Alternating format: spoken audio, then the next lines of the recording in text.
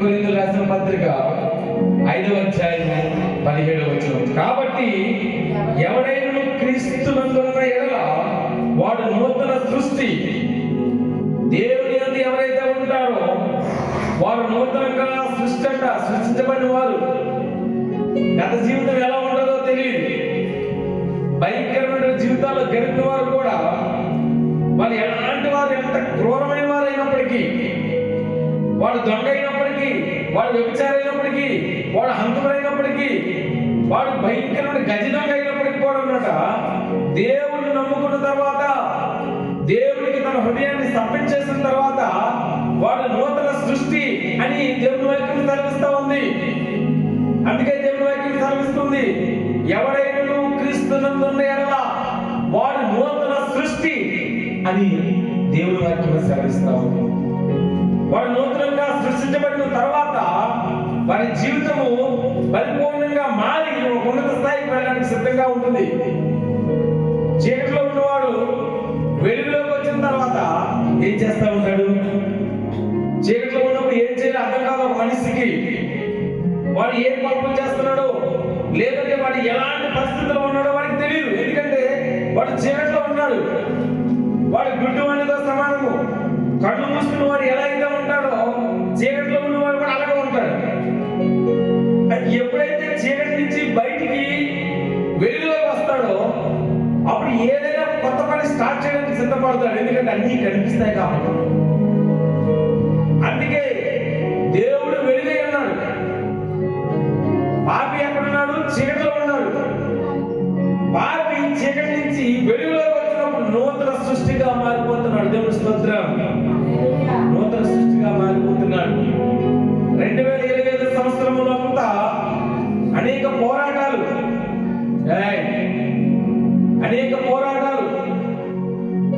ఎన్నో ఇబ్బందులు ఫేస్ చేస్తుండొచ్చు. నువ్వు కుటుంబం నుంచి ఇబ్బందులు ఫేస్ చేస్తుండొచ్చు. వ్యాపారపరమైన ఇబ్బందులు రావచ్చు, నీకు ఉద్యోగపరమైన ఇబ్బందులు రావచ్చు. అయితే 2026వ సంవత్సరంలో దేవుడు చెప్తా ఉన్నాడు, పాతవి గతించిపోయాయి, కొత్తగా నీ జీవితంలోకి వస్తున్నాయి. ఆయన నీతో నాతో మాట్లాడుతున్నాడు. 2025వ సంవత్సరంలో ఏదైతే పొందుకోలేకపోయావో 2026వ సంవత్సరంలో నువ్వు పొందుకుంటావు. ఉద్యోగం రాలేదంటే 2025లో 2026లో దేవుడు నీకు ఇవ్వడానికి సిద్ధంగా ఉన్నాడు. వ్యాపారం ఒకవేళ గడిచిన సంవత్సరం బాగలేదేమో, ఈ సంవత్సరం నీకు నూతనంగా పాడైపోయినటువంటి స్థలాల్లో మరలను మంచి పంట, మంచి వ్యాపారము ఇచ్చి నిన్ను పైకి లేవనెత్తడానికి దేవుడు సిద్ధంగా ఉన్నాడు. 2025 సంవత్సరంలో ఎదుటి వ్యక్తితో నీవు ఒకవేళ ఏమైనా సమాధానంగా ఉండలేకపోయావేమో, గౌరవ మర్యాదగా ఉండలేకపోయావేమో, దేవుడు చెప్తా ఉన్నాడు, నిన్ను బాగు చేయడానికి నేను సిద్ధంగా ఉన్నాను. నీ మనసు నాకు ఇచ్చేస్తే నిన్ను నూతనమైన వ్యక్తిగా పరిపూర్ణంగా మార్చేస్తాను. అప్పుడు 2026 సంవత్సరం అంతా నీవు క్షేమంగా ఉంటావు. ఒకవేళ 2025లో నీకు శత్రువులు ఎక్కువైపోయారేమో, నీకు స్నేహితులు మిత్రులు తక్కువైపోయారేమో, దేవుడిని అడిగినట్లయితే మంచి స్నేహితులను, మంచి వ్యక్తులను నీకు పరిచయం చేయబోతున్నాడు. ఆ వ్యక్తుల ద్వారా మంచి మార్గం వైపు నువ్వు వెళ్తావు. దేవుడు నీకు తద్వారా ఆశీర్వాదం ఉండడానికి సిద్ధంగా ఉన్నాడు. దేవుని స్తోత్రం. దేవుని వాక్యం సెలవిస్తా ఉంది. యెషయా గ్రంథం 43వ అధ్యాయం 18, 19 ఒకసారి మనం చదివినట్లయితే,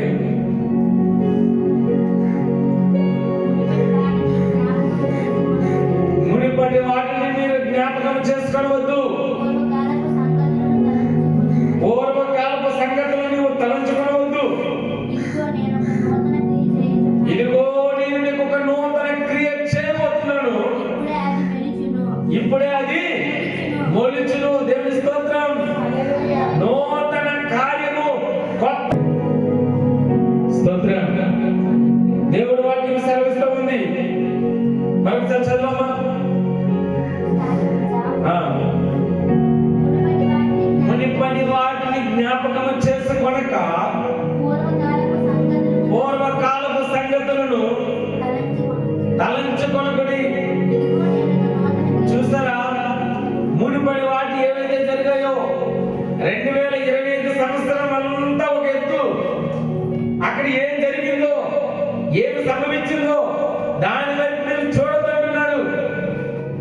మునుపటి వాటి ఏవైతే జరిగాయో వాళ్ళు తలంచవద్దంటున్నాడు. ఇదిగో మీ జీవితంలో ఒక నూతన క్రియ చేయబోతున్నాను దేవుడు చెప్తా ఉన్నాడు. ఓ ప్రియమైన దేవుని సంగమా, 2025 సంవత్సరంలో ఎలాంటి ఘోరమైన పరిస్థితుల్లో ఉన్నప్పటికీ 2026వ సంవత్సరంలో ఒక నూతన క్రియ నీ జీవితంలో చేయబోతున్నాడు ఆయన. ఆయన కొరకు కనిపెట్టు, ఆయన వాగ్దానం పుచ్చుకో. ఏమి నీ జీవితంలో చేయాలనుకుంటున్నాడో దాని కొరకు ఆయన సన్నిధిలో ప్రతి క్షణం కనిపెట్టుకోవాలి. చదవమ్మా, ఒకసారి చదువు. దేవుడు ఏం చెప్తున్నాడు వింటున్నావా? మునపటి వాటి కంటే జ్ఞాపకం చేసుకున్నది అంటున్నాడు. మునపటి వాటి జ్ఞాపకం వద్దు నీకు. పూర్వకాలపు సంగతులను తలంచవద్దు. ఏవైతే సంగతులు జరిగాయో 2025 సంవత్సరం ఏడు జరిగిందో, వ్యవసాయ భూములు సరిగ్గా పండించలేకపోయామేమో. ఓ వ్యవసాయికుడా, దేవాది దేవుడు మంచి వ్యవసాయకుడు. ఆయన వైపు చూసినట్లయితే నూతన పంట ఇవ్వడానికి సిద్ధంగా ఉన్నాడు. సరిగ్గా పంట పండలేదేమో, నువ్వు వేసిన విత్తులన్నీ సరిగ్గా పండలేదేమో, పండిస్తున్నటువంటి పంటకి మరి పురుగుల మందులు ఎక్కువగా కొట్టి డబ్బంతా వేస్ట్ అయిపోతేమో, గడిచిన సంగతుల్లో జరిగినటువంటి ఆ నష్టము రాబోయి వచ్చినటువంటి ఇదిగో ఈ నూతన సంవత్సరంలో నీకు మరలను ఆ సంవత్సర ఆశీర్వాదం, ఈ సంవత్సరం ఆశీర్వాదం మొత్తము నీకు ఇవ్వడానికి సిద్ధంగా ఉన్నాడు. మరలా నువ్వు ప్రారంభించు నీ పని, మరలా వ్యవసాయం ప్రారంభించు. దేవుడు నీ పంటను అద్భుతంగా ఆశీర్వదించడానికి సిద్ధంగా ఉన్నాడు. దేవుని స్తోత్రం. చదవమా, కంటిన్యూ చేయి. ఇదిగో నేను ఒక నూతన క్రియ చేయుచున్నాడు. ఇప్పుడే అది మొలిచినాడు. దేవుని స్తోత్రం. ఇప్పుడే ప్రారంభమవుతుంది. నూతన క్రియ ప్రారంభిస్తున్నాడు దేవుడు. మీరు దాన్ని ఆలోచించరా? ఆలోచించండి. నేను అరణ్యంలో త్రోవ కలుగు చేసిన దేవుడు అంట. దేవుని స్తోత్రం. చూస్తారా, దేవుడట అరణ్యంలో త్రోవ కలుగు చేయగలడు. అరణ్యంలో మనం వెళ్ళగలమా? మనిషి వెళ్ళలేడు. భయంకరమైన కారణి. ఆ అడవిలో మనిషి త్రోవ చేయాలంటే చాలా కష్టం, కానీ దేవుడు త్రోవ చేయగలడు. ఎడారిలో నదులు పాలు చేయగలడు. దేవుని స్తోత్రం. యేసయ్య ఎలాంటి దేవుడు తెలుసా? అడవులలో త్రోవని చూపించగలడు. ఎడారిలో నీటి మొక్కలు నదులను పాలు చేయగలడు ఆయన. పశువులు తినటకు గడ్డిని మొలిపించగలడు. మనుషులు తినటకు ఆహారం ఇవ్వగలిగినటువంటి గొప్ప దేవుడు ఆయన. వింటున్నారా? ఇశ్రాయేలీయుల ప్రజలు ఐగుప్తు నుంచి బానిసత్వ బస్సులు మాకు వద్దు అని చెప్పేసి ఎప్పుడైతే దేవుడి స్తోత్రం. దేవుడు ఎడారిలో నీటి బొగ్గల్ని ఏర్పాటు చేయగలడు. అరణ్యంలో త్రోవ ఇవ్వగలడు దేవుడు ఆయన. ఇశ్రాయేలీయుల ప్రజలు ఆ ఐగుప్తుల యొక్క బానిసలుగా ఉన్నారు. 2 సంవత్సరాలు బానిసలు అయిపోయారు. మోసే ద్వారా ఐగుప్తు నుంచి బయటికి తెప్పించి ఎప్పుడైతే వాళ్ళకి దూరంగా ఆ కనాను దేశానికి పరిగెడుతూ ఉన్నారు. పిల్ల పాపలతో, పశువులతో, ఒంటెలతో వారు సమస్తము బట్టలు పట్టుకుని బయలుదేరుతూ ఉన్నారు. అడవిలో 40 సంవత్సరాలు పైగా అడవిలోనే ప్రయాణం. ఎటు వెళ్తున్నారో తెలియదు ఇశ్రాయేలు ప్రజలు. త్రోవ చూపించింది ఎవరు? దేవుడు. నీళ్లు లేవు, ఫుల్లుగా ఎడారి ప్రాంతానికి వెళ్ళారు.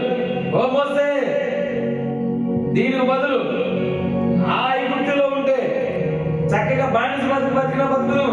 వాళ్ళు ముద్దేస్తే ముద్ద తినేవారు, వాళ్ళు కొద్ది నీళ్ళు ఇస్తే నీళ్ళు తాగేవారు. ఇగో నీళ్ళు నమ్ముకొని వచ్చేసాము, మాకు నీళ్ళు లేదు అన్నప్పుడు ఎడారిలో మోసే ప్రార్థన చేసినప్పుడు నీటి ముక్కలను ఏర్పాటు చేసేసాడు. దేవుని స్తోత్రం. ఎడారిలో నీరిచ్చి దేవుడైనా, అరణ్య మార్గంలో త్రావించి దేవుడైనా, ఎదురుగా సముద్రం కనబడ్డది, ఏమి చేయాలో అర్థం కావడం లేదు. చేయి పైకెత్తి చూపించినప్పుడు బలమైన తూర్పు గాలిని రప్పించి సముద్రం 2 పాయలుగా వీడిపోయింది. దేవుని స్తోత్రం. ఆరిన నేలను నడిచి వెళ్ళిపోయినంట ఇశ్రాయేలు ప్రజలందరూ.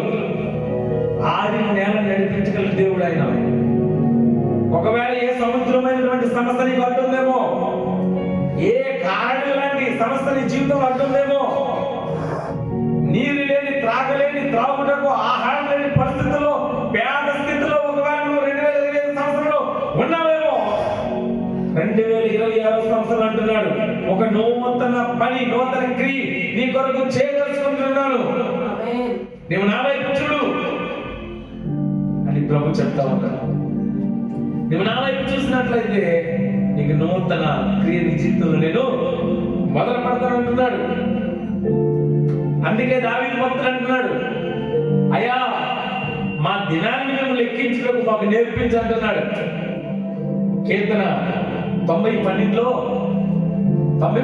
మాట ఉంటుంది, మా దినములు లెక్కించడం మాకు నేర్పము, తద్వారా మేము జ్ఞాన హృదయము పొందుకుందుము. మనిషి జ్ఞానం లేక దేవుడి మీద ఆధారపడకుండా మనుషుల మీద ఆధారపడుతున్నాడు. అందుకే అంటున్నాడు, అయ్యా మనుషులను నమ్ముకోవాలంటే చాలా కష్టం. ఈ మధ్యన ఆయన పేరు నాకు గుర్తు రావట్లేదు, కానీ ఇప్పటికీ ఒక 50 సంవత్సరాల దగ్గర వచ్చింది ఆయనకి. కానీ ఆయన 12 ఏళ్ళు 16 ఏళ్ళ పౌరులో ఉన్నాడు అమెరికా దేశంలో. ఆయన ఇప్పుడు ప్రయత్నం చేస్తున్నాడు, ఏం తెలుసా,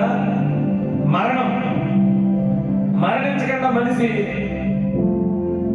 ఇంకా అలా బతకడమే, చావు లేదు, అలాంటి మెడిసిన్ తయారు చేయడానికి రెడీ అవుతాడు. ఒకవేళ నువ్వు మెడిసిన్ ద్వారా కొన్నాళ్ళ పాటు నీ సౌందర్యాన్ని కాపాడుకోగలవేమో, కానీ నీ చావును మాత్రం ఎప్పుడు నువ్వు కాపాడుకోలేవు. మరణాన్ని జయించాలంటే అది దేవుడి వల్ల మాత్రమే సాధ్యం, మనిషి వల్ల సాధ్యము కాదు. మహాశక్తుడైనటువంటి దేవాది దేవుడు మరణాన్ని జయించాడు. ఆయన అన్నాడు, ఓ మరణమా నీ ముళ్ళు ఎక్కడ, ఓ మరణమా నీ విజయం ఎక్కడని చెప్పేసి మరణం ప్రతి మనిషి జీవితంలో మరణం ప్రదంగా మోగిస్తుంటే, మరణానికి తీసుకెళ్ళిపోతుంటే, మరణాన్ని జయించి మరణం 3వ రోజు తిరిగి లేచినటువంటి గొప్ప దేవుడిని మనం కలిగి ఉన్నాం. మరణం లేకుండా ముందుకు వెళ్ళిపోవడము అసాధ్యం, కానీ మానవుడు ప్రయత్నాలు చేస్తా ఉన్నాడు. ఎలాగైనా బైబిల్లో కొంతమంది ప్రయత్నం చేశారు, పరలోకం వెళ్ళిపోతాం తిన్నగని చెప్పేసి ఏం చేశారు తెలుసా, నిత్యం కట్టేశారు. జరిగిన సత్యం బైబిల్లో ఉంది. దేవుడి దగ్గర పరలోకం వెళ్ళిపోదని చెప్పేసి నిత్యం కట్టేశారు. లాస్ట్ ఏదైంది, కూలిపోయి. మరణం రాకుండా మనిషి ప్రయత్నం చేయాలని చూస్తారు, కానీ అది అసాధ్యం. అందుకే దావీదు భక్తుడు చెప్తున్నాడు, నా తండ్రి, నా ప్రభువా, మా దినములు లెక్కించుటకు మాకు జ్ఞానం నేర్పించినైనా. మనిషి జీవితం చాలా చిన్నది, చాలా కొద్ది కాలమే, 60-70 సంవత్సరాలు, అధిక బలం ఉంటే మరొక 10 సంవత్సరాలు. ఒకవేళ 80 సంవత్సరాల తర్వాత బతికినా కూడా తొలగంట అదేంట ఆయాసమేనంట. అయ్యో నా ముడుకుల నొప్పులు, నా కాలు నొప్పులు, ఎలా నేను దీనివల్ల సావైనా వచ్చిందని చెప్పేసి ఆ వ్యక్తి వేస్తారంట. నిజం, మన పెద్ద ముసలి వాళ్ళు మన ఇంట్లో చూస్తూ ఉంటాం, మన తాతలు 70-80 సంవత్సరాల తర్వాత ముడుకులు, నొప్పులు, సరుకులు, ఎంత టాబ్లెట్లు ఇంజక్షన్ చేసినా తగ్గదు. ఇలా ఇంజక్షన్ చేసిన వెంటనే ఇంకా పెయిన్ వచ్చేస్తారు. మరో 10 నిమిషాలకి అబ్బో మన నొప్పులు వస్తాయి అంటారు. మనం అనుకుంటే ఈ ముసలు యాక్టింగ్ చేద్దాం అనుకుంటాం, తప్పు. అది నిజమే, ఆ ఆయాసమే. 70-80 సంవత్సరాల తర్వాత మనిషి జీవితంలో దుఃఖమే. అందుకే భక్తులు అంటాడు, అయ్యా నా దినముల పరిమాణం నేను లెక్క చేయించకుండా బుద్ధి నేర్పించాను. 2025 సంవత్సరం సంవత్సరంలో ఒక లెక్క, 2026 సంవత్సరంలో ఒక లెక్క. ఏమి చేయాలనుకుంటున్నావో, ఏమి సాధించాలనుకుంటున్నావు, దేవుడి సన్నిధిలో పెట్టు. నీ జీవితంలో అది సాధ్యమవుతుంది. దేవుడి స్తోత్రం, హల్లెలూయా. ఎలాంటి దీవులు రాబోతున్నాయి తెలుసా మీ జీవితాల్లో? సామెతల గ్రంథం 3వ అధ్యాయం 5, 6 ఒకసారి చదువుదాం. ఎలాంటి దీవులు రాబోతున్నాయి తెలుసా? సామెతల గ్రంథము, కీర్తనల తర్వాత ఉంటుంది. సామెతల గ్రంథము 3వ అధ్యాయం 5, 6. దీవులు ఒకవేళ నీ జీవితంలో రావాలంటే, ఆశీర్వాదం నీ జీవితంలో రావాలంటే, కృప నీ జీవితంలో రావాలంటే, మునుపటి సంవత్సరాల కన్నా నీ జీవితంలో మేలు జరగాలంటే చదువు. నీ స్వబుద్ధిని ఆధారం చేసుకొనక నీ పూర్ణ హృదయముతో యెహోవా యందు నమ్మిక ఉంచాలని. చూడండి, 2000 సంవత్సరము 25వ సంవత్సరంలో ఒకవేళ నీ స్వబుద్ధితో, నీ సొంత జ్ఞానంతో, నీ సొంత ఆలోచనతో ఒకవేళ వెళ్ళలేమో, కానీ ప్రభు చెప్తా ఉన్నాడు, నీ సొంత బుద్ధిని ఆధారం చేసుకోవద్దు. మీ మీద నా తలంపులు, నా ఆలోచనలు వేరేగా ఉన్నాయి. మిమ్మల్ని మంచి ఆశీర్వాదాలుగా చేయాలనుకుంటే మీరు కొద్ది కొద్దిగా అడుగుతున్నారు. అలాగే నాకు అడగద్దు. మీ జీవితంలో నేను ఒక నూతన క్రియ చేయబోతున్నాను. ఆ నూతన క్రియ చేయాలంటే మీరేం చేయాలి? మీ స్వబుద్ధిని ఆధారం చేసుకోవద్దు. పూర్ణ హృదయంతో నన్ను అడగండి, నా సన్నిధిలో అది పెట్టండి. అప్పుడు మీ జీవితంలో నేను అద్భుతం చేయబోనుకుంటున్నాను. చదువు. ఇంకేముంది? ఇంకో మాట ఉంది. ఆయన ఏం చేయాలనుకున్నారో తెలుసా? అప్పుడు ఆయన్ని త్రోవను సరళము చేయను. నేను జ్ఞానని చూసారా? ఇదిగో నేను ఇట్లా వెళ్ళిపోతాను. నేను నీ జ్ఞానం వద్దు, నీ జ్ఞానం వద్దు, నువ్వు జ్ఞానం అనుకోవద్దు. వింటున్నారా? నీవు జ్ఞానం అనుకున్నట్లయితే నువ్వు 0 అయిపోతావు, 0. అయ్యా నేను దీనుడును, నేను దరిద్రుడును, నేను అపవిత్రుడును, నన్ను పవిత్రపరచండి, నన్ను బలపరచండి అని నీ స్వబుద్ధిని ఆధారం చేసుకోనకుండా దేవుడి మీద నువ్వు ఆధారం పడినట్లు అయితే నీ మార్గాలన్నీ సరళం చేయడానికి సిద్ధంగా ఉన్నాడంట ఆయన. అర్థమవుతుందా? నీ మార్గం సరళం చేయాలంటే మన బుద్ధిని ఆధారం చేసుకుని అనకూడదు. యెహోవా యందు భయభక్తులు కలిగి. చూసా, ఎంతో మంది యవనస్తులు వింటున్నారా? ఎంతో మంది యవనస్తులు వాళ్ళ సొంత బుద్ధిని ఆధారం చేసుకుని, ఇదిగో 2025వ సంవత్సరంలో డిసెంబర్ 31 ఏం చేయాలి? రాత్రికి మంచిగా చిల్లవ్వాలి. బీర్ అయినా ఉండాలి, బ్రాంతి అయినా ఉండాలి, విస్కీ అయినా ఉండాలి, రమ్ అయినా ఉండాలి, తాగాలి, చిందులేయాలి. అలా అయితేనే నూతన సంవత్సరంలో మనం బాగా అడుగు పెట్టినట్టు లెక్క. అలాగైతే కొత్త సంవత్సరంలో అడుగు పెట్టినట్టు లెక్కని శోభితుతో యవనస్తులు ఎంతో మంది వెళ్ళిపోతున్నారు. ఈ రోజు తాగుతాడు, మళ్ళా 2 రోజులు పోయిన తర్వాత స్నేహితులు కనిపిస్తా ఉంటారు. తొలికి భయంకరం నుండి ఆల్కహాలిక్గా, భయంకరం నుండి త్రాగుబోతుగా అయిపోతున్నారు. వాళ్ళ సొంత ఆలోచనలతో వెళ్ళిపోతున్నారు. అయ్యో ఎంత దౌర్భాగ్యము. అందుకే అంటున్నాడు ఆయన, మీ స్వబుద్ధిని ఆధారం చేసుకోవద్దు. మీ సొంత ఆలోచన 25వ సంవత్సరంలో ఒకవేళ మీ సొంత ఆలోచనతో ఒకవేళ వెళ్ళలేము. అది చదువు విషయంలో కానీ, లేదంటే తల్లిదండ్రుల విషయంలో కానీ. తల్లిదండ్రులు ఒకరు చెప్పి మాట్లాడినప్పుడు వాళ్ళ మాట సరిగ్గా వెళ్ళలేదేమో 2025లో. మీ నాన్నగారి మాట మీరు వెళ్ళలేదేమో, మీ అమ్మగారి మాట మీరు వెళ్ళలేదేమో. మీరు 2026వ సంవత్సరంలో ప్రతి ఆదివారం దేవుడి సన్నిధిలో ఉండి మీ తల్లిదండ్రులకి మీరు విధేయత కలిగి ఉంటే దేవుడు మీకు జ్ఞానం ఇవ్వడానికి సిద్ధంగా ఉన్నాడు. ఆయన అంటాడు, మీ తల్లిదండ్రులు మీరు ఘనపరచండి, సన్మానించమంటున్నారు. సన్మానించడంతో రోజులు పూలదండలు వేసేయడం కాదు. వారి మాట ఎవరైతే వింటారో వాళ్ళంటే దేవుడికి ఇష్టమైన వారు. అందుకే అంటాడు, బుద్ధి కలిగినటువంటి కుమార్తెనైనా కుమారి అయినాక తల్లిదండ్రుల మాట కంటే లోబడాలట. తల్లిదండ్రులకి ఎప్పుడైతే మనం లోబడతామో సొసైటీలోకి వెళ్ళిన తర్వాత జ్ఞానం ఆటోమేటిక్ వస్తుంది కదా, జ్ఞానం వస్తుంది. అందుకే అంటారు పెద్దలు, వెండి బంగారాలు సంపాదించుకున్నట్టు కంటే జ్ఞానం సంపాదించుకున్నట్టు మేలు. ఓకేనా? నూతన సంవత్సరంలో మీరందరూ జ్ఞానం సంపాదించుకోవాలని నేను మనసారా కోరుకుంటున్నాను. అయితే దేవుడు మీ పైన ఈ కొత్త సంవత్సరంలో ఉన్న ఉద్దేశాలు ఏవో కొన్ని చూద్దాం. ఆఖరిగా ఇర్మీయా గ్రంథము 29వ అధ్యాయము 11 ఒకసారి చదువుదాం. ఇర్మీయా గ్రంథము 29:11. దేవుడు మీ మీద ఏ ఉద్దేశం కలిగి ఉన్నాడో తెలుసా? ఎలాంటి ప్రణాళికలు కలిగి ఉన్నాడో తెలుసా? మనిషి అంట తన నచ్చిన రీతిగా ప్రణాళికలు వేసుకుంటాడు. ఇదిగో 2020 సంవత్సరం అయిపోయింది. 2026లో నా వైపు చూడండి.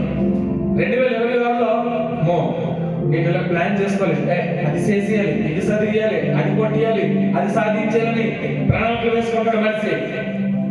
కానీ మనిషి ప్రణాళికలు వేసుకుంటే సాధ్యం కాదు, దేవుడు ఇస్తేనే సాధ్యం. ఏదైనా ఫర్ ఎగ్జాంపుల్ ఏదైనా సాధించాలి, దేవుడు దయ వల్ల ఇది సాధించాలి నేను అంటారు కదా, దేవుడు దయ వల్ల. 29:11 ఒకసారి చూద్దాం. ఆయన మన మీద ఎలాంటి ప్రణాళికలు కలిగి ఉన్నాడో తెలుసా? 29:11.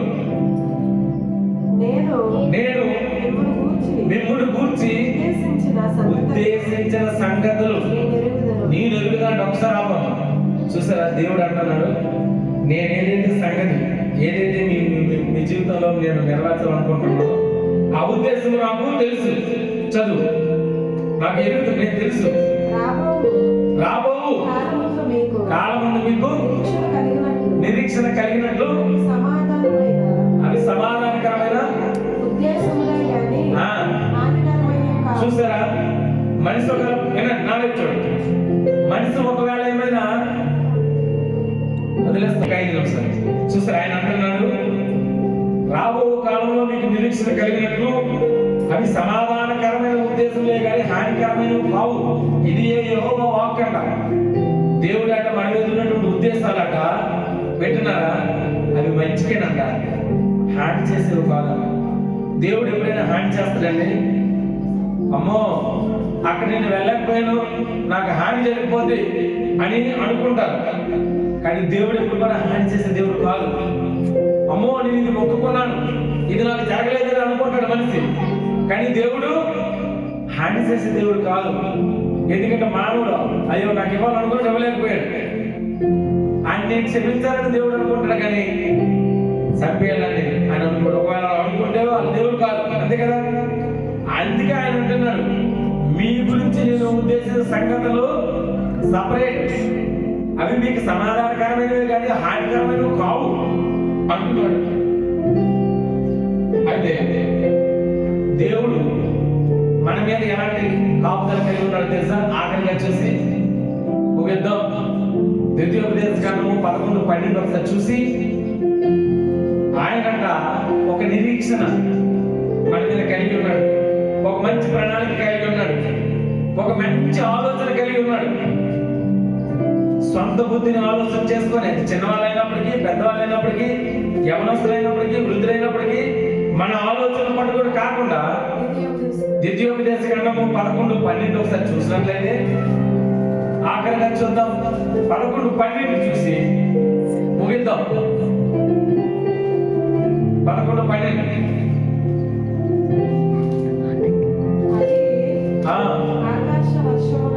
ద్వితీయోపదేశకాండము 11:12. నీ దేవుడైన యెహోవా లక్ష్యపెట్టు దేశము, నీ దేవుడైన యెహోవా కన్నులు సంవత్సరాది మొదలుకొని సంవత్సరాంతం వరకంట ఎల్లప్పుడూ దాని మీద ఇచ్చినట్ట. ఎవరి మీద? మీ మీదే. సంవత్సరాన్ని మొదలుకొని, అంటే మొదలు స్టార్ట్ అయింది 2026 సంవత్సరం, సంవత్సరాంతం వరకట దేవుడు మిమ్మల్ని కాచి కాపాడుతుంది. సంవత్సరాన్ని మొదలుకొని సంవత్సరాంతం వరకట ఆయన కన్నులు నీ మీదకి రావడానికి సిద్ధంగా ఉన్నాయి.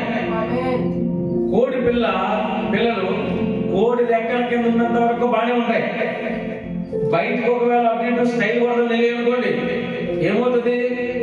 గ్రద్ద వచ్చి పట్టుకెళ్ళిపోద్ది. మీరు సంవత్సరం అంతా ప్రతి ఆదివారం దేవుడి సన్నిధిలో ఉన్నాడు అనుకోండి, మరి సాతానికి దొరకరు, లోకస్తులు దొరకరు, సాతానికి సైతానికి దొరకరు. దేవుడి రెక్కల కింద కాపుదలగా క్షేమంగా ఉంటారు. అందుకే అంటాడు, దేవుడి సన్నిధిలో ఉంటాక మేలు కలుగుతాడు. అర్థమవుతుందా? కోడి రెక్కల కింద తన పిల్లలు ఉన్నంత వరకు క్షేమం. బయటికి వెళ్ళిపోతుంటే కళ్ళు మూసి తెచ్చులోగా ఆకాశం నుంచి రైంజంతది లటుక్క పడికి వెళ్ళిపోతుంది. కోడి రెక్కల కింద అనుకో ఏం చేస్తుంది? తల్లి కాచి కాపాడు. కనుక ఈ సంవత్సరాది వరకుని సంవత్సరాంతం వరకు దేవుడి కన్నులు నీ మీద, నా మీద, మనందరి మీద ఉన్నాయి. కనుక ప్రార్థన చేసుకున్నాం.